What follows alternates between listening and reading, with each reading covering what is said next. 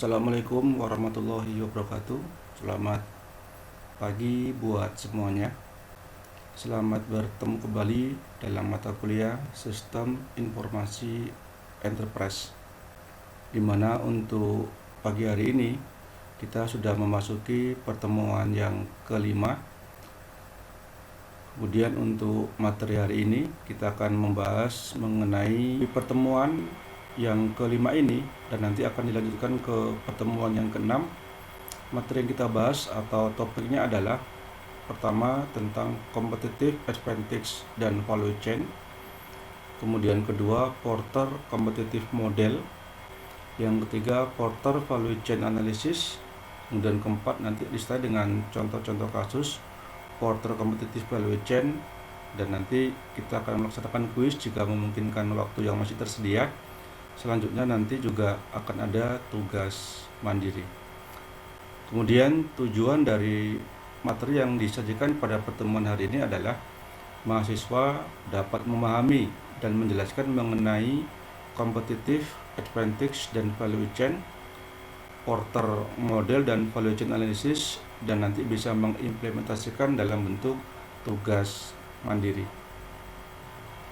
Competitive advantage dan value chain yang merupakan suatu bentuk competitiveness, di mana ini merupakan suatu bentuk tujuan dari sebuah bisnis yang dilakukan, dan kita sama-sama tahu bahwasanya bisnis yang kita lakukan adalah untuk mendapatkan sebuah profit atau keuntungan. Nah, maka profit itu sendiri adalah memberikan nilai bagi konsumen atau yang menggunakannya. Maka dalam ini berkaitan dengan competitive advantage, kita sering menanyakan berkaitan dengan nilai apa yang akan kita berikan kepada bisnis yang sedang kita lakukan, dan ini tentu berkaitan dengan customer atau kepada para pelanggan. Nah, maka sebaiknya harus ada beberapa yang harus kita pahami berkaitan dengan para pesaing kita atau para kompetitor, karena sudah tentu bahwasanya sebuah bisnis yang kita lakukan akan ada juga bisnis-bisnis lain yang sejenis atau bisnis yang berbeda yang berkemungkinan bergerak dalam bidang yang sama dengan yang kita kerjakan.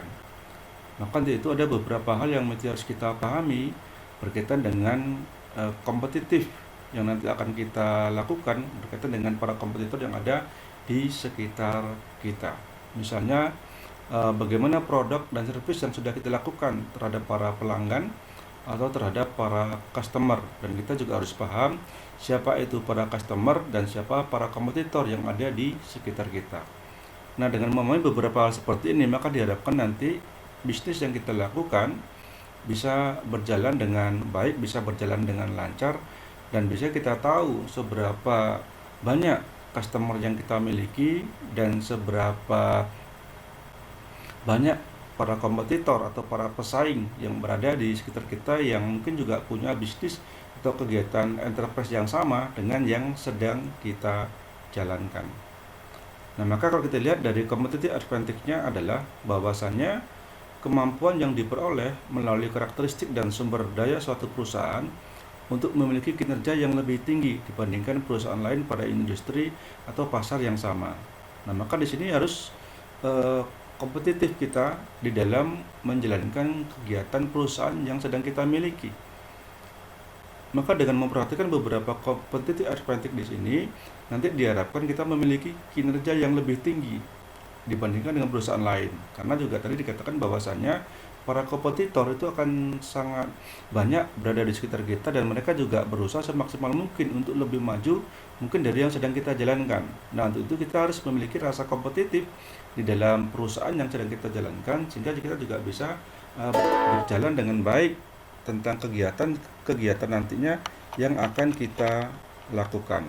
Nah, untuk itu perlulah dilakukan satu bentuk kegiatan yang memiliki kompetitif untuk bisa bersaing dengan para kompetitor. Namun juga ada perlu yang diperhatikan bahwasannya kita harus memastikan bahwasannya dengan kita melaksanakan competitive advantage nantinya, itu perusahaan akan mendapat keuntungan-keuntungan yang diperoleh, seperti kita juga harus tahu adanya metode yang dapat dicapai dan dilanjutkan. Maka kita harus juga lebih banyak bekerja keras dan kita juga harus menilai apakah informasi yang sedang kita gunakan sudah tepat atau belum di dalam memberikan informasi kepada para customer atau kepada para pelanggan. Untuk itu, di dalam kita melaksanakan competitive advantage di sini, fokus kita terhadap 3 hal yang menjadi masukan di enterprise atau perusahaan kita, yaitu HR, human resource-nya, kemudian modal yang kita miliki, dan teknologi yang kita pergunakan. Nah, 3 hal inilah yang menjadi dasar utama untuk supaya kita fokus sehingga kita bisa nanti bersaing ya, dengan kompetitor dan bisa memiliki kinerja yang lebih tinggi lagi dengan memperhatikan ketiga hal ini, yaitu human resource atau sumber daya yang kita miliki, modal yang kita pergunakan, dan teknologi yang dipakai untuk bisa memberikan informasi kepada para customer kita. Nah, untuk itu kita perlu suatu bentuk strategi berkaitan dengan informasi sistem atau informasi yang kita perlukan untuk nanti kita bisa berkompetitif dengan para kompetitor. Nah, dalam hal ini kita melihat bahwasanya ada 5 hal yang berkaitan dengan struktur dari strategi di dalam sistem informasi berkaitan dengan suatu bentuk enterprise atau lebih tepat dibilang industri.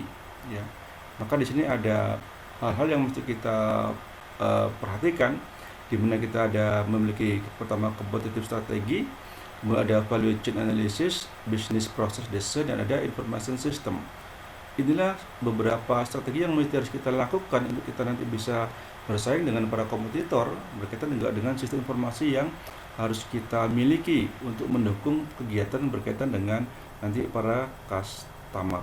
Nah, inilah gambaran dari strategi dan informasi sistem yang harus kita laksanakan berkaitan dengan competitive advantage. Nah, untuk itu juga perlu kita memperhatikan bahwasannya di dalam competitive advantage tadi kita sering menggunakan strategi dengan 5 tahapan ini ya, makanya juga disebut dengan namanya Porter Competitive Model. Karena dengan kita menggunakan Porter Competitive Model di sini, kita akan bisa lebih memahami dan mengevaluasi tentang struktur dari lingkungan bisnis suatu bentuk perusahaan atau enterprise dan ancaman dari kompetitor untuk perusahaan yang spesifik. Maka dengan 5 force ya atau 5 kekuatan dari competitive model di sini ya, kita bisa nanti memberikan satu bentuk kegiatan bahwasanya model ini merupakan alat yang kuat untuk analisis kompetitif dari tingkat industri. Artinya dengan kita menggunakan strategi 5 force competitive model di sini, kita bisa memberikan satu bentuk peningkatan di bidang industri. Kemudian kita juga membantu kita dalam menilai di mana letak kekuatan perusahaan yang kita jalankan dalam sebuah situasi bisnis yang berkaitan dengan kompetitor juga yang semakin lama akan terus semakin bertambah. Nah, ini gambaran dari suatu bentuk strategi yang mesti harus kita perhatikan menurut Porter Competitive Model. Ya, jadi ini suatu bentuk sebuah gambaran dari siklus yang menjelaskan bahwasanya untuk kita bisa berkompetitif dalam satu bisnis yang kita lakukan dengan enterprise yang sedang kita lakukan, maka kita harus menggunakan Porter Competitive Model yang menggunakan sebuah tahapan-tahapan yang dimulai tadi dari rival among exit competitor atau threat of new entrustment, kemudian bargaining power of buyer, kemudian bargaining power of supplier, sampai ke threat of substitute product. Ya, jadi ini ada 5 tahapan, dimulai dari yang paling tengah ya. Ini ada rivalry among existing competitor, kemudian ada threat of new entrants, bargaining power of buyers, threat of substitute product, dan bargaining power of supplier. Nah, inilah yang mesti harus kita perhatikan untuk kita nanti bisa berkompetitif dengan para kompetitor yang ada di sekitar kita berkaitan dengan enterprise yang kita lakukan. Nah, kita coba lihat satu persatu berkaitan dengan 5 strategi ini ya, atau 5 kekuatan kompetitif. Yang pertama berkaitan dengan threat of new entrants atau masuknya para kompetitor. Nah, tentu ini harus menjadi perhatian kita bersama bahwasanya setiap sebuah kegiatan yang sedang kita lakukan pasti akan ada juga bermunculan beberapa kegiatan lain yang dalam artian dia adalah satu bentuk kompetitor atau lawan dari yang sedang kita lakukan. Nah, maka kita juga harus tahu bagaimana cara yang mudah atau sulit untuk kompetitor yang baru. Artinya kita juga harus memperhatikan apa yang dilakukan oleh para kompetitor tadi itu, sehingga kita bisa melakukan suatu bentuk kegiatan atau evaluasi tentang enterprise yang sedang kita lakukan. Ya. Nah, ini untuk trade of new entrants atau masuknya kompetitor. Ya. Untuk kita bisa mulai bersaing di bidang industri yang ada atau enterprise yang ada. Kemudian juga yang kedua ada trade of substitute product of service, ancaman produk atau jasa pengganti. Di mana di sini adalah cara mudah masuknya produk dan jasa yang dapat menjadi alternatif dari produk atau jasa yang sudah ada, khususnya yang dibuat dengan biaya lebih rendah. Nah, tentu ini juga harus menjadi suatu bentuk strategi kita bagaimana kita bisa memberikan pelayanan kita kepada para customer dengan sebaik mungkin dengan harga yang tetap lebih murah tapi produknya yang berkualitas. Karena juga para kompetitor juga membuat hal yang seperti ini ya. Sehingga kita juga bisa mencari suatu bentuk nanti produk yang menjadi alternatif, artinya yang menjadi pengganti jika produk utama itu dirasa sulit untuk kita bisa mendapatkannya. Nah, tentu dengan demikian kita harus mencari alternatif yang lain, tapi dengan tidak mengurangi kualitas dari produk yang nanti akan kita jual. Karena biasanya para customer cenderung akan lebih suka produk dengan berkualitas tinggi tapi harga yang atau biaya dengan lebih murah. Kemudian ada yang ketiga ada bargaining power of buyer, daya tawar dari pembeli. Di mana di sini dikatakan bahwasanya bagaimana kuatnya posisi pembeli, maka pembeli mempunyai kekuatan untuk menentukan kemana dia akan melakukan transaksi. Nah, dalam sebuah hukum ekonomi tentu kita tahu bahwasanya semakin banyak pembeli akan semakin banyak produk yang terjual. Semakin sedikit tentu juga akan kebalikannya. Dan biasanya kalau produk kita banyak, maka pembelinya biasa-biasa saja. Tapi begitu produk kita sedikit, maka pembeli akan semakin banyak. Tergantung dari produk yang kita ada, ya. Maka biasanya kalau produk kita sedikit itu kan banyak pembeli karena pembeli banyak yang suka seperti itu. Jadi pembeli juga menentukan daya tawar, ya. Semakin banyak yang membeli produk kita, tentu harganya akan semakin mahal karena dari pembeli juga akan bersaing sendiri gitu ya. Jadi di sini akan terjadi satu bentuk tawar menawar dari pembeli yang juga bisa mempengaruhi tentang produk yang kita hasilkan di enterprise kita. Kemudian yang keempat ada bargaining power of supplier, daya tawar dari para supplier. Kita tahu bahwasanya supplier adalah satu hal yang sangat penting sekali untuk menjalin sirkulasi dari produk yang sedang kita lakukan. Nah, maka kita juga harus bisa menjalin kerjasama yang baik dengan para supplier di sini, karena beliau yang menentukan tentang produk yang akan kita buat nantinya. Sehingga kita juga bisa mengetahui bagaimana kuatnya posisi penjual, apakah ada banyak supplier atau hanya beberapa supplier saja yang bisa jadi mereka memonopoli suplai barang. Nah, tentunya supplier sebagai penyedia barang akan sangat memonopoli jika mereka menjadi suatu bentuk badan satu-satunya atau mungkin juga yang menjadi tempat untuk para enterprise yang punya ketergantungan dengan para supplier di sini. Maka akan semakin banyak supplier juga akan menentukan daya tawarnya. Karena kalau supplier cuma hanya satu atau dua sementara enterprise atau perusahaannya banyak yang tergantung dengan supplier tersebut, maka dia akan memberikan harga yang semakin tinggi. Tapi kalau suppliernya banyak, maka juga akan tergantung dari daya tawar itu sendiri. Sehingga sama dengan pembeli tadi, ya pembeli juga bisa menentukan daya tawar, supplier juga bisa menentukan daya tawarnya. Dilihat dari seberapa banyak enterprise yang punya ketergantungan produk yang berkaitan dengan ketersediaan yang nanti akan dipergunakan. Sementara untuk yang kelima berkaitan dengan kekuatan kompetitif supplier tadi menurut Porter Competitive Model adalah rivalry among existing customer atau kompetitor. Persaingan di antara pemain yang sudah ada. Ini artinya adalah suatu bentuk enterprise yang sama yang ada dengan perusahaan yang sedang kita lakukan. Yaitu kita juga harus tahu bagaimana kuatnya persaingan di antara pemain yang sudah ada. Apakah ada pemain yang sangat dominan atau ya semuanya sama. Artinya enterprise yang sedang berjalan apakah mempunyai tingkat kegiatan yang sama atau mungkin di antaranya ada kegiatan yang sudah tidak ada lagi. Nah, tentu ini tergantung dari banyak sedikitnya para customer yang dimiliki di masing-masing enterprise tersebut. Karena kita tahu semakin banyak enterprise yang menggunakan produk di dalam perusahaan kita, juga akan semakin lama keberlangsungan kegiatan dari perusahaan yang kita lakukan. Inilah hal-hal yang perlu dikaitkan, yang perlu dipahami dalam kita membangun sebuah bisnis yang berkaitan dengan suatu bentuk competitive advantage Maka di dalam ini menurut Porter, maka ada 5 hal yang mesti kita perhatikan, maka disebut dengan namanya Porter Competitive Model. Dan ini harus menjadi suatu bentuk pedoman bagi kita untuk menjaga keberlangsungan siklus dari perusahaan atau enterprise yang sedang kita lakukan. Nah, nanti lebih jelas lagi bisa dibaca lebih detail tentang beberapa hal yang berkaitan dengan competitive model di sini, sehingga nanti sebuah perusahaan mempunyai nilai lebih dibandingkan dengan para kompetitor yang ada, sehingga demikian bisa menjamin keberlangsungan dari enterprise tersebut. Nah, ini merupakan penjelasan dari tadi yang dimana kita lebih menekankan kepada adanya pendatang baru, ya.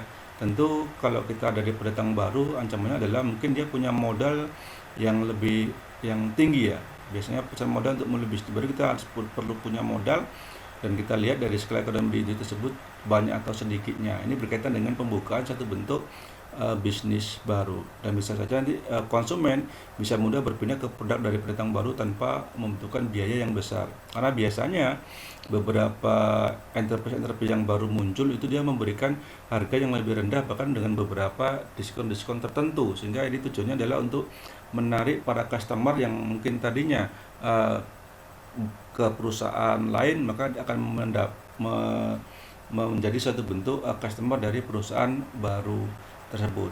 Nah, ini tentu juga harus menjadi waspada bagi kita, karena biasanya memang seperti itulah para kompetitor dengan cara memberikan diskon atau menurunkan harga dengan biaya yang lebih rendah untuk para menarik customer atau menarik pelanggan baru atau untuk mendapatkan pelanggan yang baru. Dan kemudian juga berkaitan dengan sebuah teknologi yang dipergunakan untuk dilakukan kegiatannya berkaitan dengan enterprise yang akan dibuat. Ya, ini ancaman sebuah produk atau tadi, ya, berkaitan dengan kualitas tentunya. Kalau produk yang kita hasilkan itu berkaitan dengan kualitas, kemudian keinginan pembeli untuk membeli produk atau beralih, ya, ini tergantung dari produk yang akan kita gantikan nantinya, kemudian juga harga dan performa produk atau jasa pengganti dan biaya. Nah, tentunya berkaitan dengan produk dan jasa pengganti di sini, kalau kita bergerak dalam bidang bisnis, tentunya akan memberikan nilai kualitas yang sama meskipun dia sebagai produk pengganti, tentu tidak dengan menaikkan harga. Artinya dengan memberikan harga yang sama tapi produk masih tetap untuk berkualitas. Ini tadi daya tawar para pembeli, ya, yang jika jumlah pembeli sedikit tapi barangnya tidak banyak, maka ini harganya akan lebih murah. Maka kalau pembelinya banyak, barang sedikit, dia maka barang juga akan bisa menjadi lebih mahal. Ini beberapa juga harus mesti diperhatikan, akan terjadinya kekuatan pembeli sebagai penawar, karena biasanya pembeli ini sering kita sebut dengan istilah pembeli adalah raja. Maka apa yang dia minta harus kita siapkan dan harus kita sediakan dan harus ada. Dan inilah yang harus juga menjadi perhatian di kita sebagai orang-orang yang memiliki enterprise yang bergerak dalam bidang pembelian pelayanan kepada para customer atau kepada para pelanggan, sehingga kita bisa memperhatikan bagaimana kebiasaan pembeli ini, ya, atau pihak pembeli sensitif terhadap harga, kemudian kualitas dari produk dan servis yang kita berikan, sehingga kalau kita menaikkan harga sedikit saja, biasanya pembeli itu akan beralih kepada harga yang lain. Dan juga dilihat dari kualitas produk dan bagaimana servis yang kita berikan terhadap para customer atau pelanggan tersebut. Dan juga perlu diperhatikan tentang perpindahan biaya, ya, seberapa mudah pembeli untuk beralih ke pemasok lain. Artinya adalah jangan sampai kita menaikkan dari biaya yang ada, ya, sementara beberapa enterprise lain itu tidak menaikkan biayanya dengan produk yang sama, sehingga nanti dengan demikian maka pembeli bisa saja beralih ke para pemasok atau ke para enterprise yang lainnya lagi, itu beralih kepada ke kompetitor kita.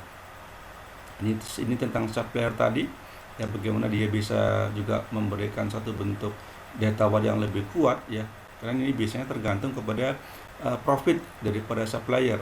Artinya supplier tentu akan memilih harga yang lebih tinggi dibanding para enterprise yang lain untuk dia bisa memberikan pemasok dari produk yang akan diberikan kepada para pelanggannya. Kemudian juga adanya kualitas dari produk dan servis, ya, artinya supplier juga harus kita perhatikan kualitasnya dan dari produk yang diberikan dan juga servis yang kita berikan, sehingga nanti akan lebih bisa terjalin suatu bentuk kerjasama yang baik antara enterprise dengan para supplier. Nah, ini tadi rivalry, ya, atau persaingan antara pemain sudah tergantung pada kompetitor. Ini merupakan kelanjutan dari model porter kompetitor tadi. Nah, ini suatu bentuk contoh ya. Contoh bagaimana suatu bentuk enterprise manufaktur yang bergerak dalam industri pemasaran, di mana harus kita perhatikan bahwasanya berkaitan dengan siklus tadi. Ini contoh sebuah industri ya, untuk perusahaan sepeda motor misalnya, banyak saingannya. Kalau kita lihat ada Honda, ada BMW, ada Suzuki, ada Yamaha, ada Harley Davidson. Ini adalah satu bentuk rival atau persaingan. Maka di sini kita harus melakukan satu bentuk competitive advantage ya, sehingga kita juga harus tahu bagaimana beberapa perusahaan-perusahaan besar ini yang memang bersaing dalam bidang pemasaran berkaitan dengan para customer yang akan membeli produk-produk daripada mereka. Maka ada beberapa yang mesti diperhatikan ya, seperti bagaimana penggunaan dari spare part manufakturnya, komponen elektroniknya, spesial pembuatan dan yang lain-lainnya. Ini contoh dari porter kompetitif model untuk sepeda motor atau perusahaan sepeda motor di industri di Amerika bergerak dalam bidang pemasaran. Nanti lebih jelas materi ini bisa dibaca di Google Classroom yang sudah saya postingkan beberapa hari yang lalu. Ini contoh tadi. Nah, ini kita masuk ke porter value chain analysis. Jadi untuk kita bisa mengimplementasikan dari porter model kompetitif tadi, kita harus masuk dalam analisisnya. Maka dalam analisis ini dibagi menjadi dua hal utama. Pertama adalah primary activities dan super activities.